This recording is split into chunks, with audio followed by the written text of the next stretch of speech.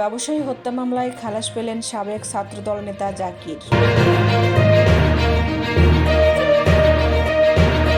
সংস্কারে কিছু যন্ত্রণা থাকে, পুঁজিবাজারেও সংস্কারের যন্ত্রণা সাময়িক সইতে হবে বলে মন্তব্য করেছেন অর্থ উপদেষ্টা।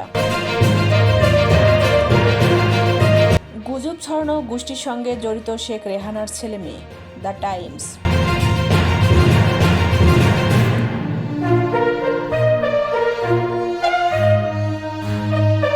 জুলাই বিপ্লবে আহতদের কর্মসংস্থান নিশ্চিত করবে সরকার।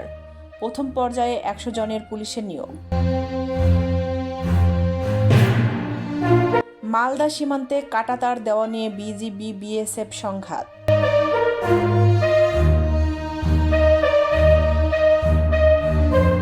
চিকিৎসার জন্য লন্ডন গেলেন বেগম খালেদা জিয়া।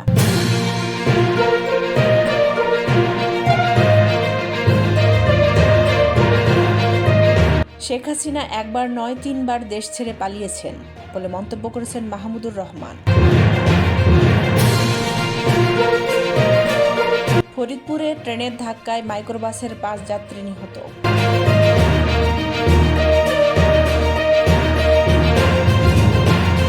জুলাই হত্যাকাণ্ডে জড়িত শেখ হাসিনা সহ 75 জনের পাসপোর্ট বাতিল করা হয়েছে।